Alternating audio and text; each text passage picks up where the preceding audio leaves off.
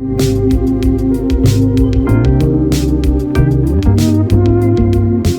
guys, welcome to this week's weekly developer update. Once again, I'm joined by Joe. How are you, mate? Doing pretty well. Wild space that we're in recently, but it's good to be home in Ergo, watching things come together.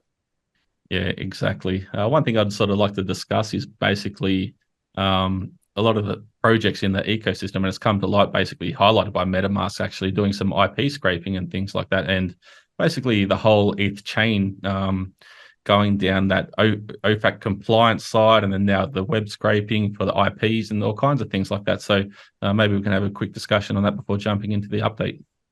Sure. There's some people in this industry that believe that regulatory capture is beneficial because if our government basically blesses them, blesses their bags, number will go up, right? I tend to think that as soon as you compromise principles, you have to ask the question, where's the line? And whenever you're working with governments, they tend to be progressively restrictive to where, depending on who's in office or where you live or what state you're in, as soon as you cross that line, it may just never end. It may be down the rabbit hole, right? Yeah. So if you have a server somewhere that you're interacting with that's scraping your IP address, it's basically tracking your location, right? There are some ways you can try to work around that. And I know that there's a lot of people, even in communities, that now know they're being scraped, that are using alternatives, which is good to see. But then you also have that, particular entity that's running those servers is connecting IP addresses to wallets, and then you get into regulatory capture, and you have to ask the question, okay, if they're doing that, how long have they been doing that? And, hopefully people did well on their taxes, right?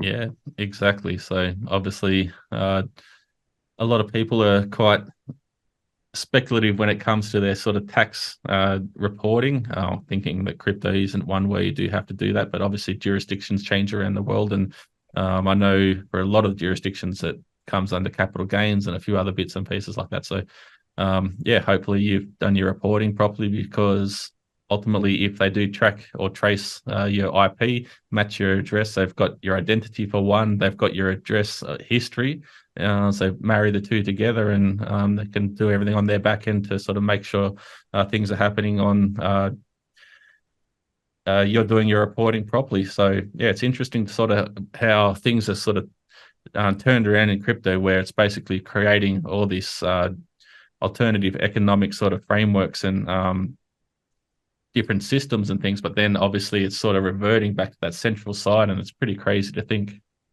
Well, I know that in March they were banning Iranian users and some users in South America, so I don't think it's a new practice if they were already able to do that.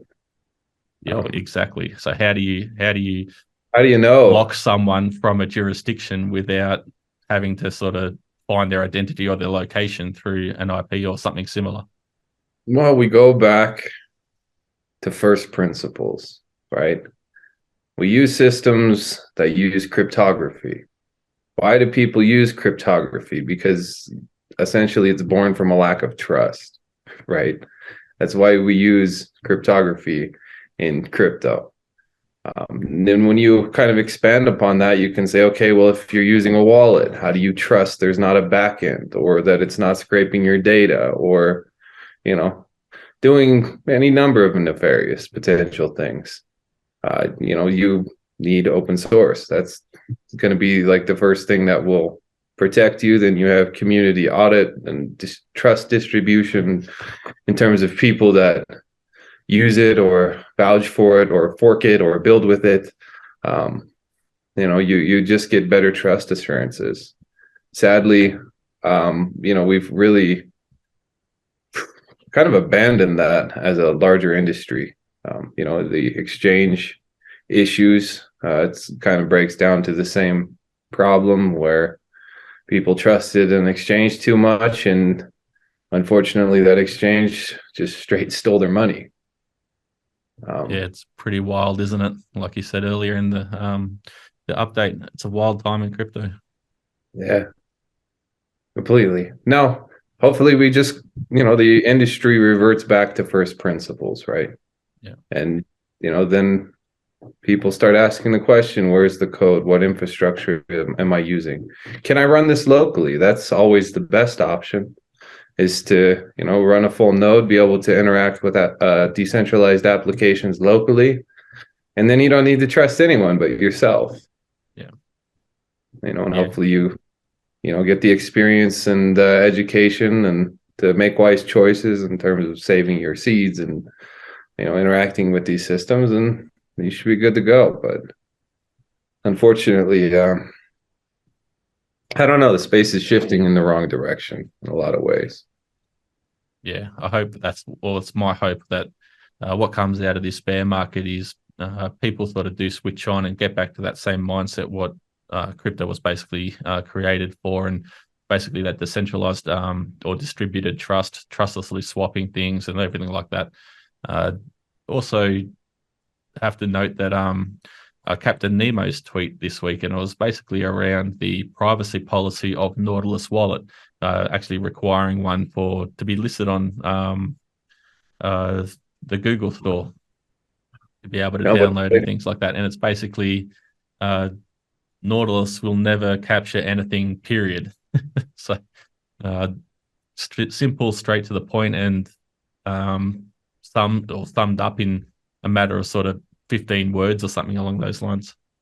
No, it's good to see. I mean, the reality is every time we go through kind of like a bear market, you see a lot of things start to blow up where people put themselves in highly risky situations because they got excited when things were, going well, and then kind of trust becomes an expensive lesson. Yeah. One way or another. So always remember that. That's why these networks exist. It's why cryptography exists, to communicate in the presence of an adversarial energy, meaning an environment you don't trust. Yep, very well said, mate. I think that sums things up nicely. And so let's jump into the update and see what's happening in our ecosystem.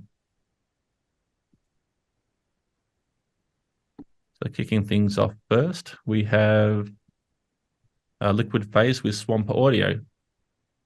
So on the front end, they've implemented the search bar in the local dev site. It's working very fast.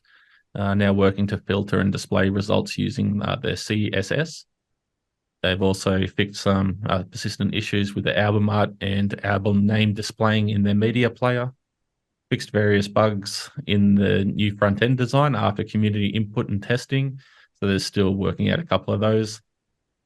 On their to-do list for the dev side, they finished the search bar implementation, fixed audio player JS to loop through a playlist of audio files instead of stopping after each track, implemented NFT, song, album, etc. submission forms. They finished the label artist dashboard area. So that includes charts for distribution, sales statistics, forms, so create release, create artist, create label, create event, etc. And lists of content, so artist releases, songs, etc. They've added add to fiat cart button, on album and song cards. So instead of just album song pages, they can buy with a DApp connector button on album and song cards. Add to favorite buttons on album cards if the user is logged in. Favorites dashboard area, so there's non-artists and non-labeled users. Smart contract integration and finalization. So there's artist mutual release agreement contract. So the contract's complete. Front-end integration's in progress. Staking contract. And so they'll utilize the Paideia contracts, which is awesome to see. The NFT sales contract for the non-release asset. So classic NFTs, they'll utilize Sky Harbor vending machine contract. The NFT collection, so that's cross-posting, so using the Sky Harbor API, the Natives instance for Explorer calls, and the update front page for the contentful with user-submitted content.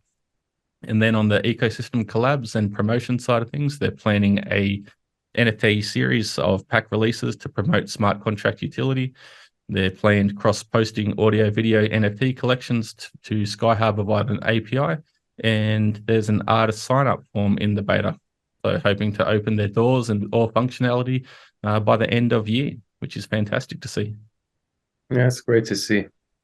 I guess it highlights the open source nature of Ergo as well, utilizing different products from different projects. So utilizing the staking contracts there, and also from Paideia and ERGopad, and jumping on some stuff from the Sky Harbor team. Yeah, I hope that all the people in their community, get out there and push artists to play with that tool, especially if they've got kind of a beta sign up form coming together. We need to see some community engagement in terms of the product that they've kind of governed or invest in. Yep, for sure. And next up we have a new one to the ecosystem, ERGflip. All right, so ERGflip says, "Don't be rude, I'm noob." It's nice to have new developers always. Looks like, hi there, I'm a new guy. I'm a front-end dev and wanted to get started with some simple apps, such as Ergo Coin Flip.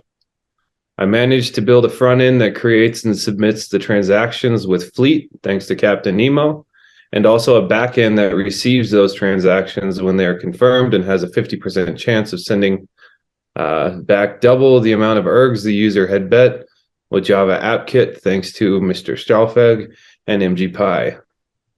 So users beware, this is not a completely decentralized app, but it is a good start for someone that didn't know anything regarding backend nor Appkit a few days ago. That's impressive, to throw something up in a few days. If testing goes right, I might launch ERGflip within 1 or 2 weeks. The next challenge will probably be something regarding minting NFTs or something that users using a cool UI. So that's great to see. I like it when a developer hops in the ecosystem, starts playing with the tooling. And hey, if you can throw something together in a few days, I think that says something in terms of where our SDKs are, in terms of dev tooling. That makes me happy. Yeah, definitely. Having no experience on the back end side and ultimately utilizing the tooling there to jump on board and create a nice little UI here. As you can see, you've got the heads and tails and things there. I think there's a 5 erg limit for this. Probably a good thing. Yeah, limit the degens in the space to be able to not lose everything at once. That's great news, though. We've been kind of beating on that drum. SDKs, open source code, and we get 2 great examples of why that matters right off the bat. Yep, fantastic. Okay, next up we have MrStahlfelge. So last week he spoke at the Cardano summit in Wiesbaden. Once again, I probably butchered that name. So he spread the word about Ergo there. Compared to what he saw, he thinks we're doing really well in this ecosystem at Ergo. People just don't know about it. So by all means, jump out and make some noise about Ergo and spread the word. So he's also released wallet app version 2.2.2221 on GitHub and the beta channels. So new features are send funds confirmation screen, ergopy support, and selecting multiple addresses. There's a few links there that you can jump on. Unfortunately, the new send function screen, a confirmation screen is displaying bug related regarding tokens with decimals. Those fix that up, or will fix that up in the coming version.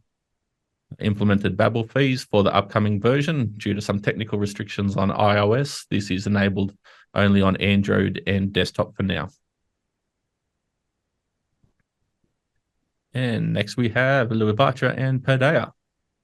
All right, so it looks like Paideia largely done with the draft version of the contracts. Sending funds from a DAO treasury is fairly dynamic. So the same contract will support many types of transactions, ranging from simple treasury to wallet transaction to staking and other DAOceptions. and sending funds through Rosen. This will, of course, require some work on the front end to make it more user-friendly. Don't expect anyone to fill out registers themselves. Next up, there's combining the API spec and contracts. Once that is done, I hope to bootstrap this alpha version on testnet during the next week. This will be a proof of concept, ensuring everything is working as expected. After that, what is left is to connect the front end to the new API and finalize the contracts and off-chain code, which can be done in parallel. The goal is to launch a beta during December. This will be a functional MVP of Paideia, but obviously needs some real-world testing before DAOs should think about dumping a ton of funds into their treasury. That's great to see.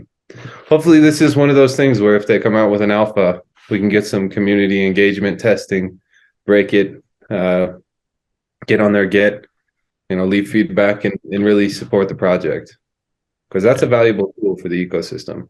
Yeah, most definitely. There's a lot of chatter around as well about people wanting to utilize this framework as well. So there'll be a lot of interest there, and hopefully a lot of people, like you just mentioned, do jump on and provide those testing and ultimately feedback to harden the system.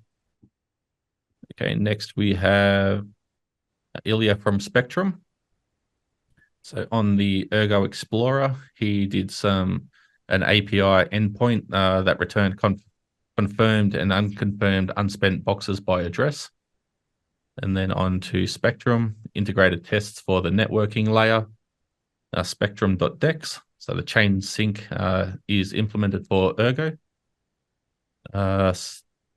Service that provides its customers with a stream of chain upgrades, where chain upgrade equal roll forward, so the block, then roll back in the block. This allows for implement of the off-chain services that can sync with the chain and handle forks in a very straightforward way. It's awesome to see, and ultimately make running those services a lot easier if there is a fork. And scrolling down, we have greenhat. All right. So it looks like greenhat first starts with Dusek, who updated and merged a transition spec type for token IDs to distinguish them. An example would be Oracle, Reward, Pool, NFT, etc. on the same type system level. Looks like on greenhat's side, he's published an urgent Ergo lib release, fixing the yanked crate down the dependency stack, including some low-hanging fruit issues. Looks like he found an issue in the update contract, preventing the update transaction from being accepted by the node. Looks like he's going to reach out to Scala Hub to get a review of that change. Looks like he also wrote a detailed instruction on changing the epoch length on the running pool with the prepare, vote, and update commands. Looks like next is to fix the update contract with Scala Hub and deploy and test updating the pool box contract. Looks like after that, the version 2.0 alpha milestone will be completed, and then we'll be moving into the next stage, which is the version 2.0 beta open testing on testnet. The current progress towards the release is tracked in the roadmap every week, so everybody check that, but looks like we're getting close to the beta test on testnet. That's great to see. Yeah, fantastic. Seeing version 2 come out, we've been talking about it for a very long time, and hopefully we see that coming to light soon. Obviously, one thing that's sort of reliant on that is Dexy. Okay, next we have Morphic. So he continued working on sigma.js and related Sigma codebase reorganization and refactoring. On the Sigma side, created a new Sigma module, so the SDK, which will contain common Scala code from the Appkit and Ergo wallet, which can be reused in both the Appkit and Fleet via sigma.js. Moved common code from Appkit and Ergo wallet to the SDK module for transaction signing. Addressed review comments and merged the PR. Prepared and reviewed the next Sigma PR, and then on to Appkit. Upgraded the Appkit to use the latest Sigma and the SDK module on Ergo, upgraded the Ergo node to work with the latest Sigma branch. Next up, has addressed review comments in the next Sigma PR, Refractor Appkit, and the use of Sigma SDK module, and has exported transaction signing and reduced transaction support for sigma.js.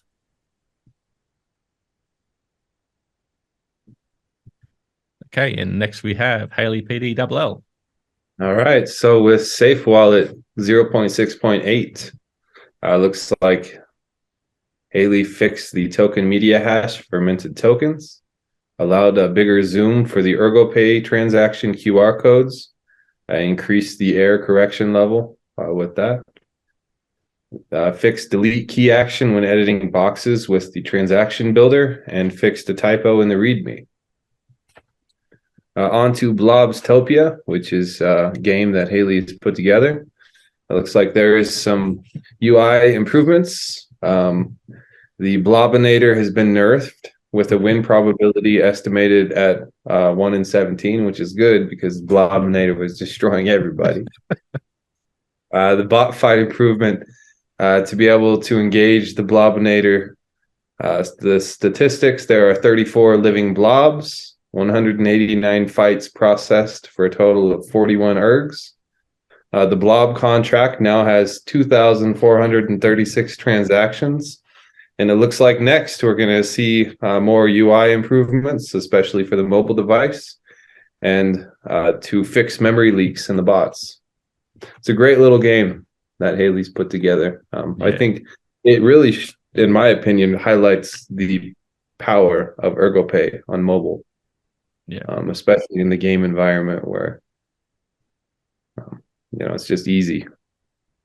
Yeah, most definitely. I'm really enjoying seeing the community come together and enjoying playing this, and ultimately seeing the evolution of the blobs. You see initially just a splat of color on the screen, and obviously with improvements they get armor and weapons and all kinds of things. So yeah, it's good to watch, and the banter that goes along with that.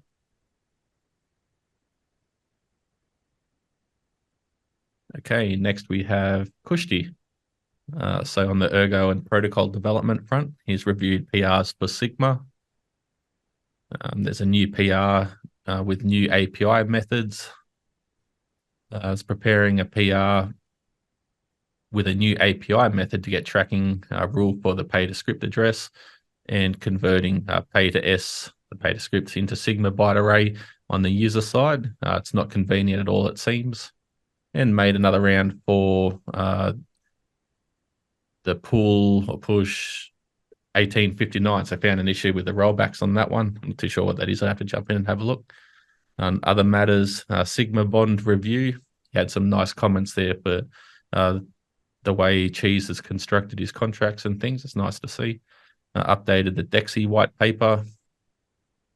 Checked fixes for Dexy, which is being completed by Scala Hub. And there's a couple of minor updates to the decentralized grids, and thinking about how to about outsourceable version of order contracts. Mine's always ticking over. Yeah, he's a busy one. There's just a short little update here from Blitz as well I'll just cover. So there's development update 4 has been released. I was going to have Ergo integration working this weekend, and just before recording this video, I saw that was he announced that, so it's fantastic to see.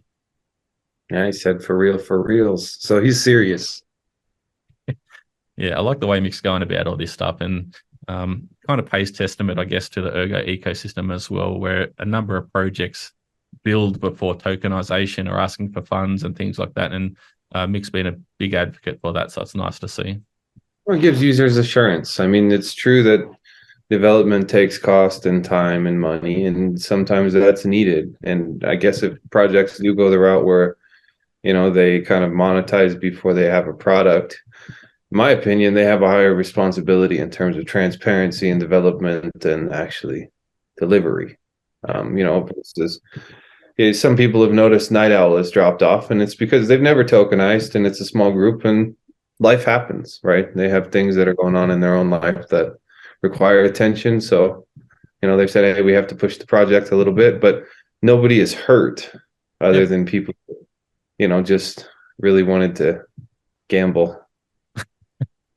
Right? But Yeah, at least there was no token or um there's no like financial incentive. They don't owe anybody anything. They're yeah, building for free. So yeah, I hope they're doing exactly. well.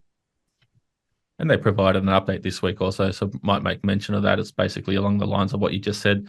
Life's gotten in the way. The project itself is basically a side hustle to their day jobs and things like that. It's just a little nice project that they're building on the side. So yeah, it's a little bit of patience is needed, and yeah, ultimately no one is hurt. Like you said, there's no tokenization on that front. So thanks very much for It's the fair. update there and the transparency. Yeah, it's a bear market. Sometimes the side hustle through the bear can turn into something very real when, conditions improve. So I get it. Yep, definitely. Okay, next we have Orabor. All right. Hopefully got that one right. Yeah, it's close, maybe. It says, I know this is a very small thing. I have an NFT project on Ergo where you can train and level up your adventurers playing a Discord game. For this, I needed a Discord verification bot that checks every 5 minutes what NFTs you hold, etc. So I made this repo and open sourced it. This is a hobby project for an amateur programmer, but maybe someone will find it helpful. That's awesome. Thanks for the contribution, Orbor. Yeah, exactly. And uh, open sourcing it, someone can jump in there and ultimately find a use case for it. They might not even know they need it, and they can see and they could utilize it somewhere in their project. Yeah, it gives the ability to bounce ideas off people as well. And so sometimes, if he's kind of an amateur programmer, you can see what someone else, does with it and then learn a little bit. There's a lot of potential to learn. Yeah, exactly. Okay, next we have Coot and the Emporas update. The Emporas payments are set up. They're going to use they will use cryptocurrency. So the checkout cryptocurrency checkout.com for accepting SigUSD and erg. So hopefully cryptocurrency will reply to their email soon, and they'll be able to list more ergo native tokens as well. So more than 120 products have been listed for sale. Users will be able to buy using ergopad, Paideia, Azurus, raffles, Comet, Emporas merch, and on the launch, etc. So I'm actually really looking forward to that. And I've seen the Azurus hoodies and things like that. I'm pretty fond of a nice hoodie. So yeah, I'll be making a couple of purchases there. In the future, we'll list all kinds of products that will allow vendors to sell their own products. At the moment, they're just researching on how they can pay them in crypto legally without the need for fiat transfers and payments. Launch is in less than 2 days, so hopefully by the time this has come out, that we might see an active storefront there. Yeah, I helped set up the cryptocurrency checkout, so I'll at least put him in touch with who he needs to talk to. Yeah, awesome. Nice to hear. On the Comet front, so there's the smart contracts for the burn DAO are now completed by SAFEW. They'll soon open source them. If anyone wants to take a look, until that, DM me. They've created Comet scam token. So still confused about money token. They're planning on doing a 10K airdrop, and the main purpose of that token is to do stupid giveaways and airdrops just for fun, and hopefully maybe they'll attract a few new people among bots into the ecosystem. So there's no liquidity will be provided there probably. So they're always thinking about different ways to interact with and engage the community, and what a better way to do it than with Comet scam.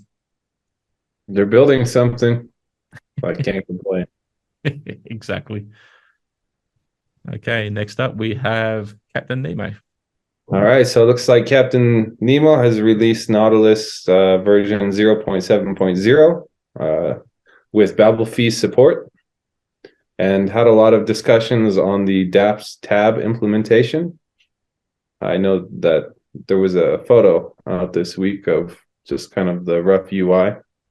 On ergo-graphql, reviewed some PRs and assigned some new tasks to SAFEW. So great to see. Yep. Yeah, fantastic. And that's integration is pretty cool. Just simplify things even further for the end user to be able to interact with the dApps and things. It's fantastic. Next, we have ergcube. So it's live and working on all devices, focusing now on using different models to showcase information. On the dApp side, there's short descriptions, providing white paper links, and website is coming after that. They'll start listening to the ecosystem. Need help. So sharing some visuals, and I love the feedback on the website. So if there's any feedback, jump on there. And I know always asking for feedback and recommendations to improve this site. So yeah, by all means, jump on there and let them know. Yeah, I'm a terrible front-end person, but I think it looks great. Yeah, definitely. Looks good to my eye.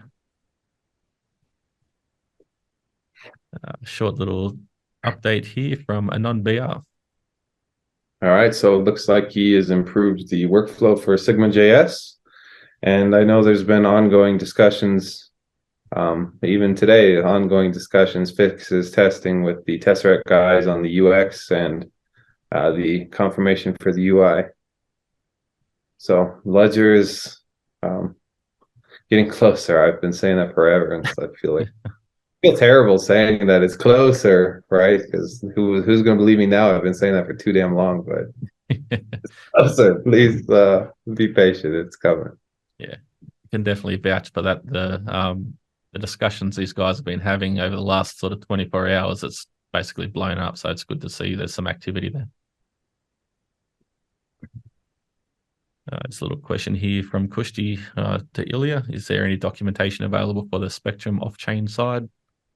And update from Scala Hub. So he's mostly been working on the DEXI testing of LP and intervention contracts. Provides a link there so you can jump on and check that out. And next up we have ergoport. All right, so it looks like QX has released the Sigmavote app website. He's added list votes and voting to Sigmavote via Telegram and Discord bot. You can vote on all proposals from the bot too. He created a password reset for Sigmavote via bots. Updated the ergoport API and wrote a small JS query for ergocube price listing module.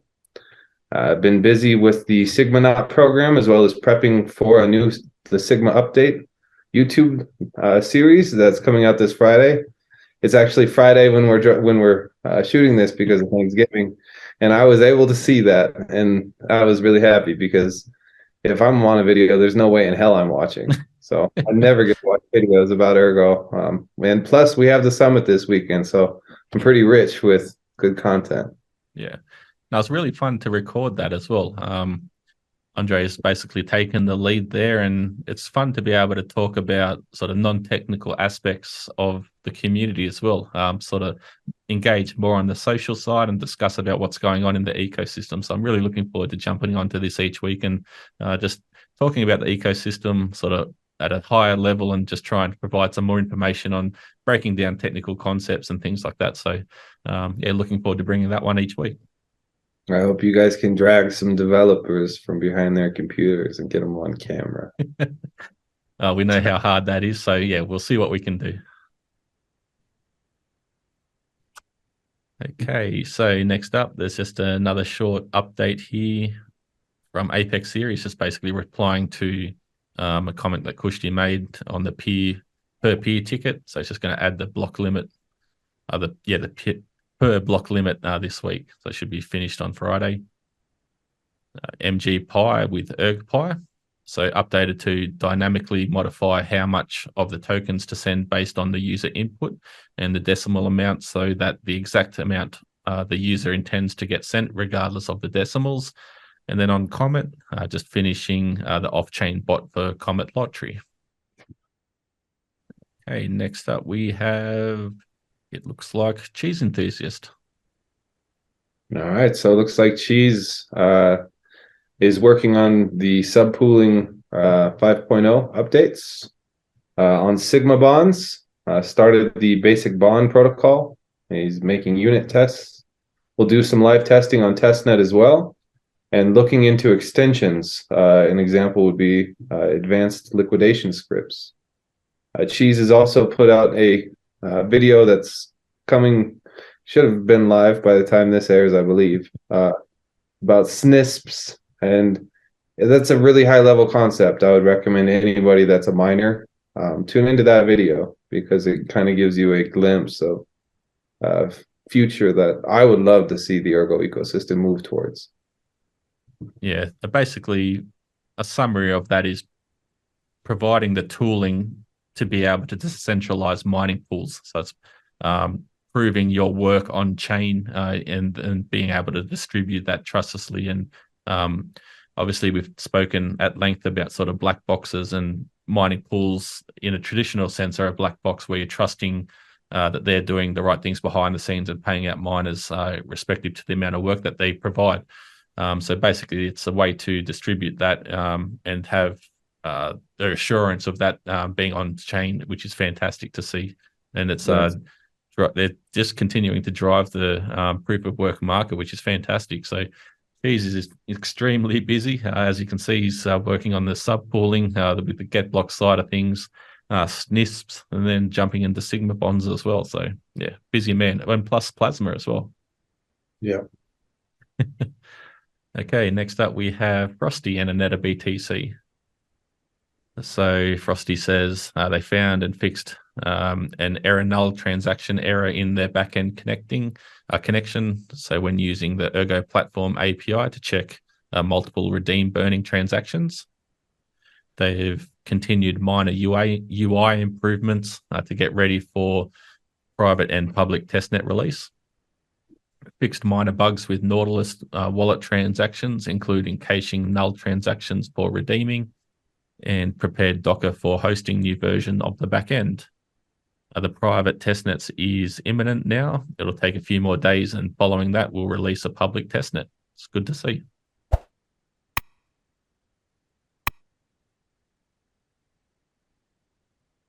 So there's just a little bit of chatter here.